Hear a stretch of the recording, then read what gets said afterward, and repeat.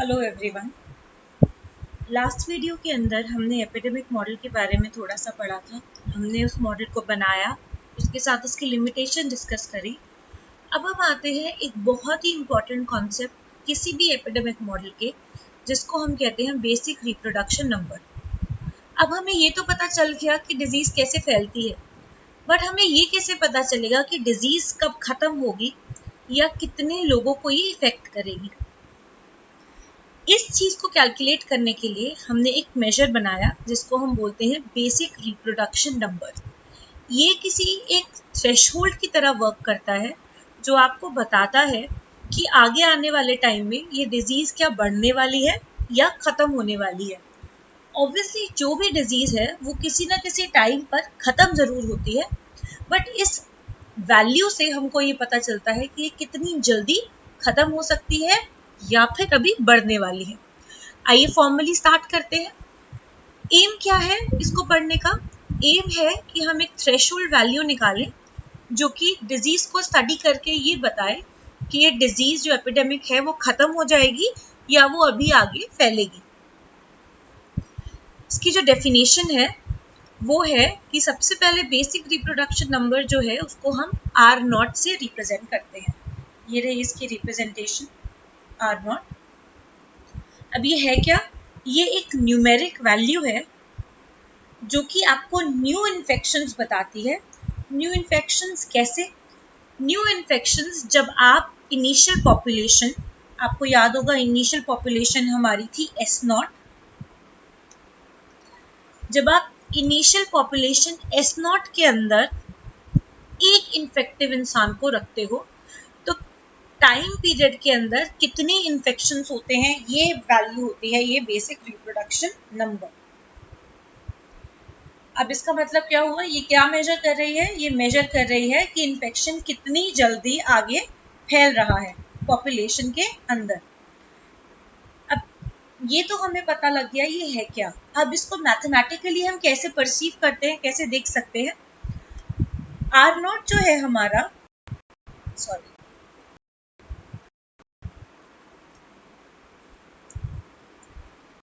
Are not जो है हमारा वो बेसिकली किस फॉर्मूला से गिवन होता है? आर नॉट हमारा इस फॉर्मूले से गिवन है। आइए देखते हैं इस पे कैसे आए हम इस फॉर्मूले पे। R naught is equal to beta times S naught upon gamma. आइए देखते हैं कैसे आए। तो सबसे पहले तो हमें ये पता होना चाहिए कि ये किस किस फैक्टर पे डिपेंड करेगा। अब ऑब्वियसली ये एक इन्फेक्शियस पर्सन का मेजर काउंट कर रहा है। हमने, आप देखेंगे डेफिनेशन के अंदर यही मेंशन किया।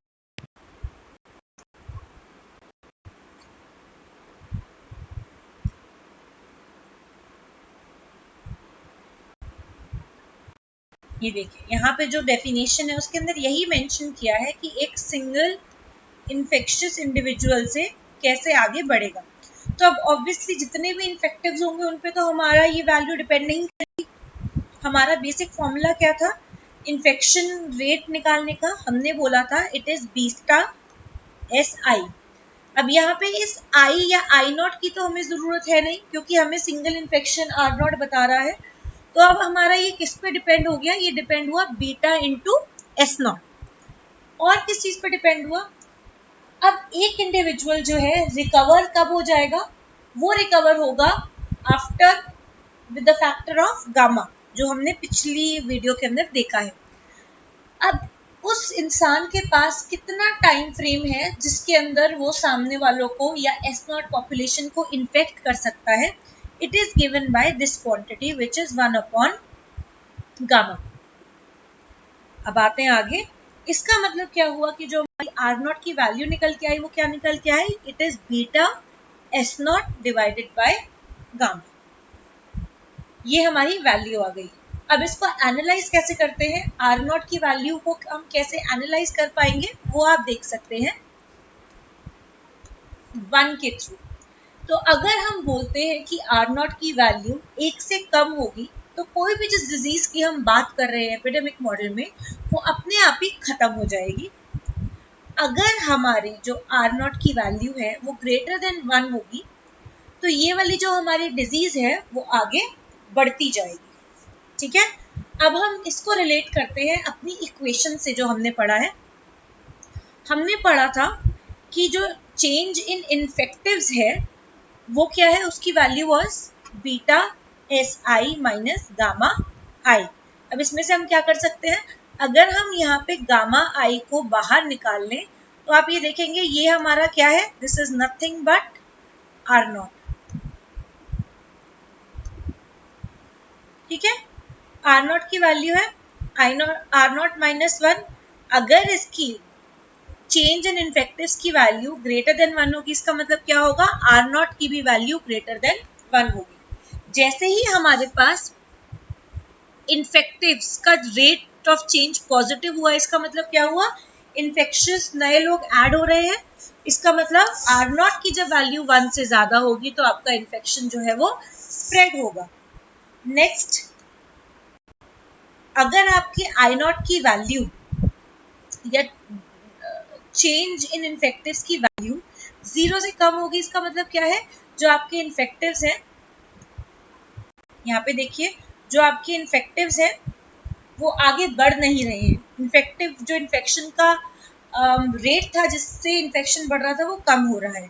इसका मतलब क्या कि आर नॉट की वैल्यू 1 से छोटी हो जाएगी इस केस में। तो हमें क्या पता चला, आर नॉट की दोनों वैल्यूज के लिए हमारे पास अब ये प्रेडिक्शन करने का ऑप्शन है कि आपका जो मॉडल है आगे कैसे जाएगा, ये वाले डिजीज आगे बढ़ने वाली है या फिर घटने वाली है।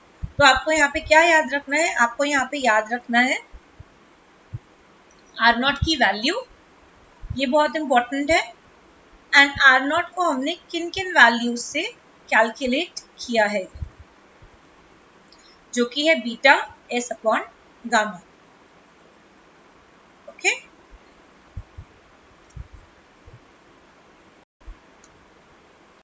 आइए अब आगे चलते हैं। नेक्स्ट चीज जो हमने पढ़नी है वो ये कि अगर हमारे पास उस एपिडेमिक का वैक्सीनेशन है तो उसका रिप्रोडक्शन रेट पे क्या असर होता है। अब मान लो कि आपकी जो पॉपुलेशन है ससेप्टेबल्स की, जो हमारी एस नॉट थी, उसके अंदर से जो पी परसेंटेज है वो डिजीज से इम्यून हो जाते हैं। इम्यून कैसे हो जाते हैं, वैक्सीनेशन से इम्यून हो जाते हैं। तो अब इस केस के अंदर आपका जो रिप्रोडक्टिव नंबर होगा उसको आप रिप्रेजेंट करेंगे आर वी से। और इसको कैलकुलेट कैसे करेंगे, बहुत सिंपल है। आपकी जो पूरी की पूरी पॉपुलेशन है एस नॉट की, उसमें से आप ये पी परसेंटेज को माइनस कर दीजिए, राइट, वो आपका न्यू रिप्रोडक्टिव नंबर या रिप्रोडक्शन नंबर दे देगा। तो वही हमने इधर किया है। यहाँ पे आपने आरबी की वैल्यू कैसे निकाली है, S not minus P times S not. P क्या है, परसेंटेज था, तो 0.1, 0.01, 0.5 इस टाइप से आपके पास वैल्यू रही होगी। और अगर आप उसको फॉर्मूला में पुट करना चाहें तो आपके पास फॉर्मूला भी आ गया है। Okay, clear. ओके, यहाँ पे मैं एक बीटा का फैक्टर लगाना भूल गई हूँ, सो इधर बीटा भी आएगा। ऑब्वियसली जो आपका न्यू आरवी होगा वो इस बीटा रेट पे भी डिपेंड होएगा। इन्फेक्शन रेट जो है किससे मल्टीप्लाई करके, 1 माइनस पी एस नॉट पे। So this is the population वाला चीज। ये आपके पास बीटा की वैल्यू आ गई और यहाँ पे गामा है। अब अगर आपको डिजीज खत्म करनी है तो आपको क्या ध्यान रखना है, ये बहुत ही जरूरी है। अगर आपको डिजीज खत्म करनी है तो ये जो आरवी की वैल्यू है वो आपको लेस देन 1 करनी पड़ेगी, क्योंकि हमने ऊपर देखा था कि रिप्रोडक्शन नंबर या बेसिक रिप्रोडक्शन नंबर की वैल्यू जब 1 से कम होती है तो आपकी डिजीज खत्म हो जाती है। अब यहाँ से आप पी की वैल्यू निकाल सकते हो, कितनी पॉपुलेशन को आप वैक्सीनेट करो कि जो डिजीज है वो पूरी की पूरी खत्म हो जाए, उसकी वैल्यू आपको इस पी से निकल आएगी। और यही है हमारा पूरा एपिडेमिक मॉडल। अब इसके बाद हम पढ़ेंगे फेस प्लेन के बारे में, एपिडेमिक मॉडल के फेस प्लेन के बारे में नेक्स्ट वीडियो में। तब तक के लिए बाय।